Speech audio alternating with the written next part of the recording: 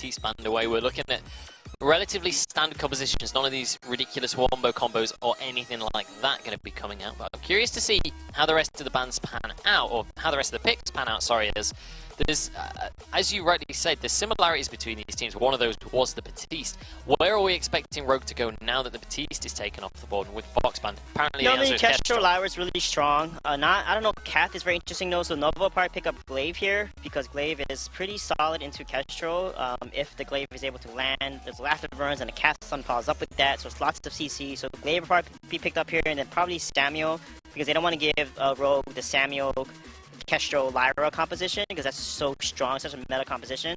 And then I think Glaive will probably pick there, unless Truth wants to play like an Idris into a Kestrel here. So we may see Idris come out, but I think Glaive is probably the one that makes the most sense.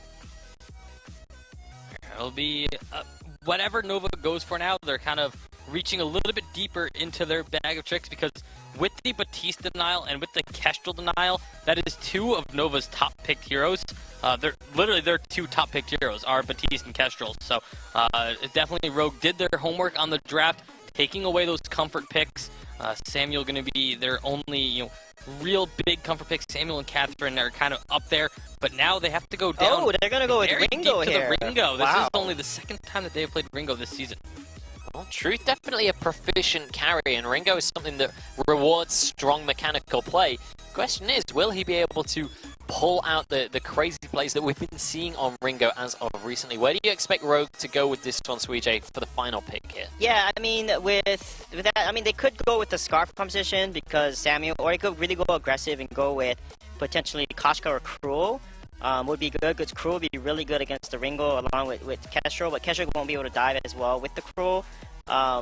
But if they play even like Ozo wouldn't be bad too into this composition, because he can just jump around all three of those enemy heroes, and they're pretty squishy. So let's see what Rogue decides, but they have a few junglers to pick here, but I feel like if they want to play aggressive, they'll pick Koshka and just shut down Kath and Samuel early, because Samuel is not with the healer. Koshka has Lyra, that's extremely strong against Ringo and Samuel and Koshka. Oh, they're going with Crew actually, so this works too as well. So I like this draft from Rogue. They just need to coordinate their dives here. Yeah, definitely a very aggressive draft from Rogue, but then I feel like I say that about every composition that has a crawl in it. I think that's just a fair statement to make. But looking at these compositions then, Bacon, how do you feel this one's panned out? Do you feel like either team has an advantage? I don't think either team has a really clear-cut advantage just purely based on the draft. It's all going to come down to execution. It's a fairly even draft. They both have very clear identities in terms of what they're trying to do and who they're going to be looking to engage and focus their targeting on. But it really is going to come down to the engagements, like who actually goes in first, and the vision game. I think that's going to be incredibly important to this matchup, even more so than we normally see it be. It's always important when there's a Cruel in the game. Thoughts, Suijay? If it's Pawns Cruel and Evo's Lyra, they're going to win, because they're so strong together in the jungle, and Pawns Cruel is pretty strong. All right, well, we'll see whether that's going to be the case here. Coming on into our third quarterfinal of the day here. Rogue are on just 8 points. They need this victory for themselves. But Nova, they're only on 13. They're not too pretty right now either. We'll see who's going to be able to take this. Hashtag Vainglory8 to let us know who you're supporting on Twitter. But without further ado, let's head on into our third and final quarterfinal of the day between Nova and Rogue. This is an important series for Rogue, Nova, and Gangstars as well here at Scoundrel. The winner of this series and the way it breaks down will dictate so heavily who's going to the Unified Western Live Championship that there are multiple possibilities that I'm currently figuring out. And so instead, let's just focus on the gameplay and see how these teams play it out. Yeah, I think trying to untie the potential tie situations is just too much to go through in a cast. But be you this, chat, and everybody watching, the actual score of this series is going to dictate a lot. It's not just a clear-cut win or lose situation. The actual score of the series is going to dictate quite a lot when it comes to the Unified Western Live qualification. Yeah, no, if Nova win one game here, then I believe they're in a good position. But let's talk about it later, because Rogue are currently in trouble. Lone Dale will be looking for a kill, but maybe it's just going to be him killed. Yes, it is Pond with a Cruel, and it's his Cruel as well. Let's just talk about Pond's Cruel for a second, Scoundrel, because I hear it's pretty beastly.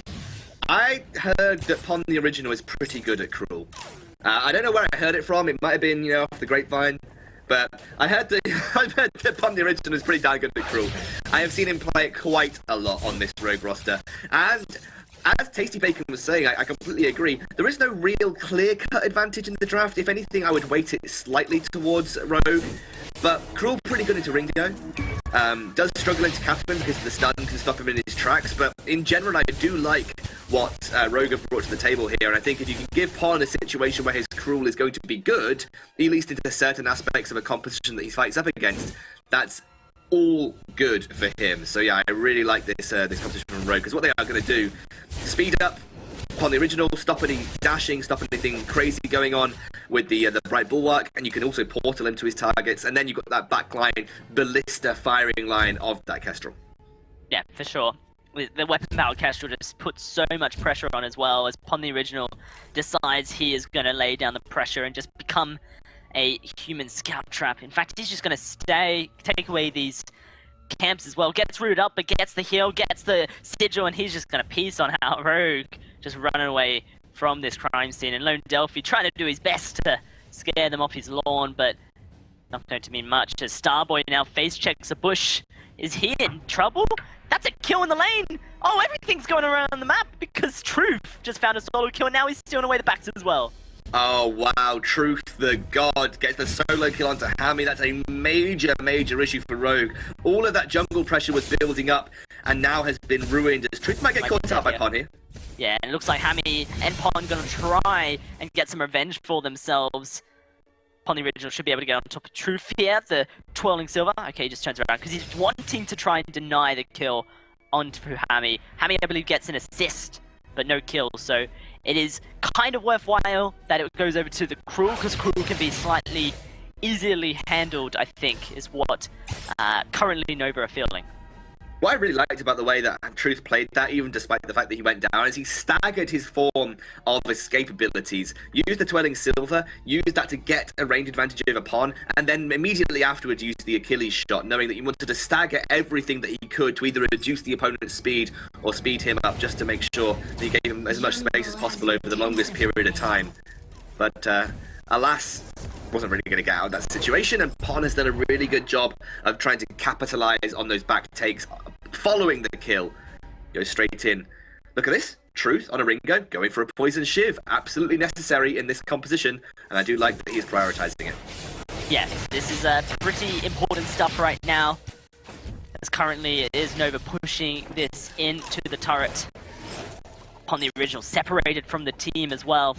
Poison Shiv going to cut down the healing, and like you mentioned, Scoundrel, that's important because there is a Cruel. Cruel has so much self-healing anyway.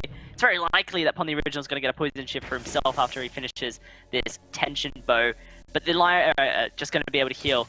It's attempting to try and cut down the survivability upon the Original, whilst the team just kind of focuses in on the Cruel when he jumps onto either the Samuel or the Ringo. It's kind of an awkward build for Ringo Dowsey, because Twirling Silver actually provides you with a ridiculous amount of attack speed, so you're actually almost overloading attack speed, because I believe, correct me if I'm wrong, Poison Shiv actually has the highest attack speed in the game out of any weapon power item. So you're almost overloading attack speed onto Ringo here. You kind of reduce the efficacy. The reason Ringo functions so well with heavy damage paths is simply because Twirling Silver provides you with the attack speed that you need in those key situations. So it's a necessary item, but it does limit the power potential of this Ringo.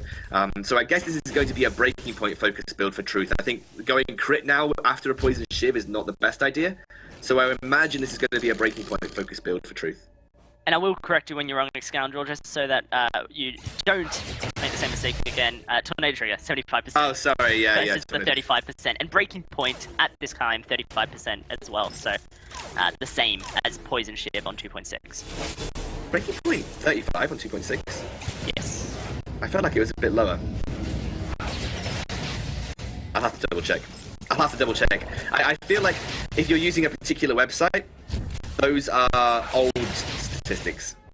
I might be using a particular website. We'll find out, Scoundrel, whether or not we're right, because Twitch chat, our tier 10 friends in the viewership will be able to correct us all at once. You might be right on Tornado Trigger though. You might be right on Tornado Trigger. I think that's something that in the back of my head, but I'm pretty sure Breaking Point has a lower attack speed, I feel, than Poison Shiv on this current update.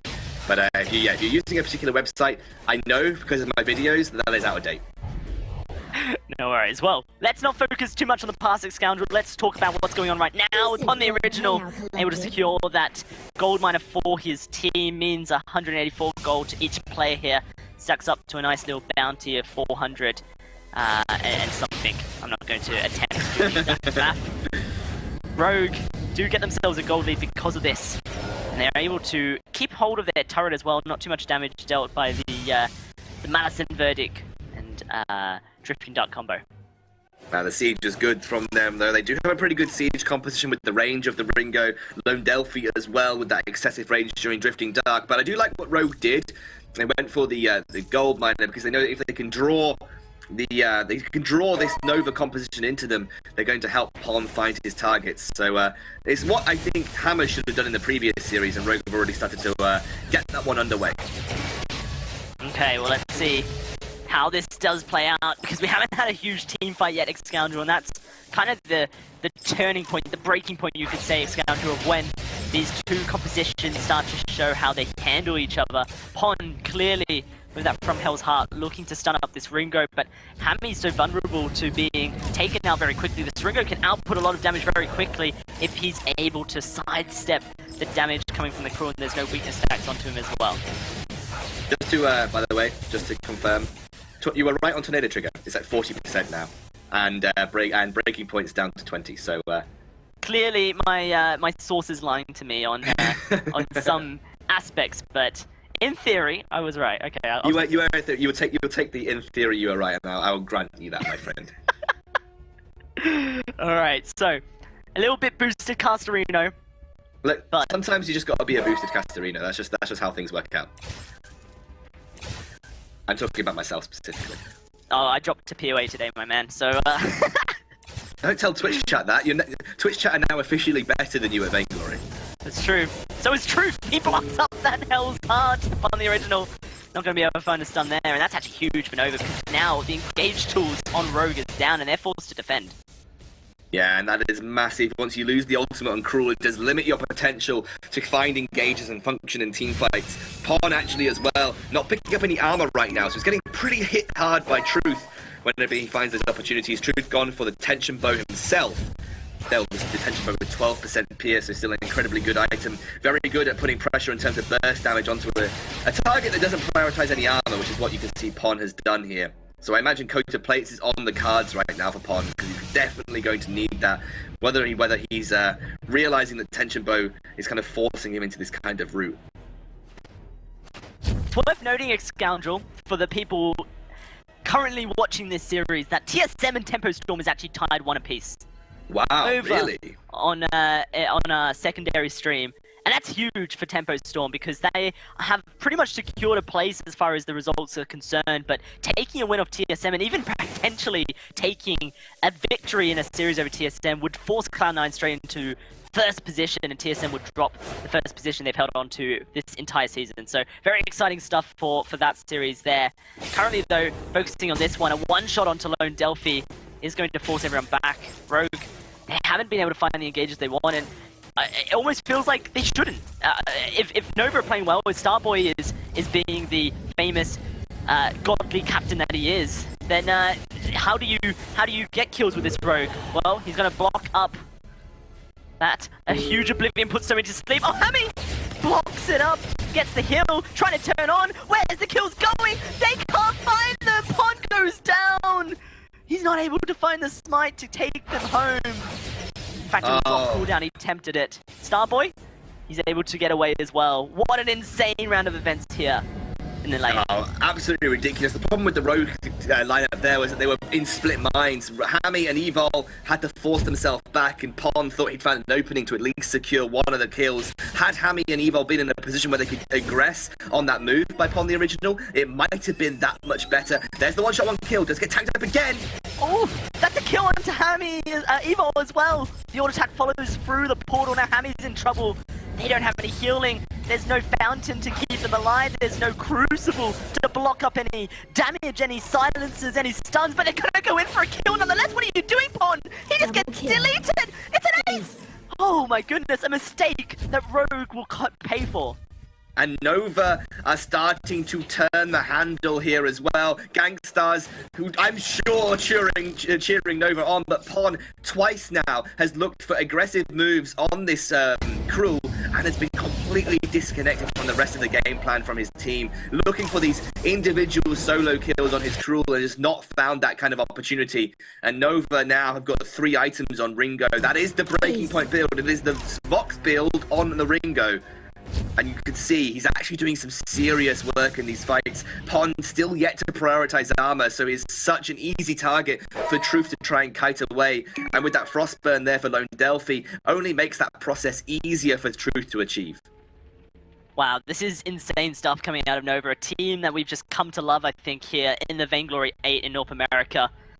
You know, able to communicate Excountal directly what they're thinking at a time, able to show us the just brand new features that allow teams to be on the same level, and Starboy leading the... Oh my god, the damage onto Hammy! He just gets blown up, and upon the original, just how isolated as he tries to find an engage, Truth goes forward, will be able to get the damage, and that's going to be Rogue pushed away from their turret. They cannot be anywhere near this, as the siege potential from Nova too strong right now. Starboy says thanks as he pushes everyone back off the turret, and that's going to be a huge advantage once more for Nova.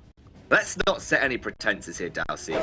That fight was won by a ridiculous amount of damage going on to Hamby before things even kicked off. But I want to wind this back to Cruel picks, because we've seen some Cruel picks today, and they haven't really worked out the way that you would have thought.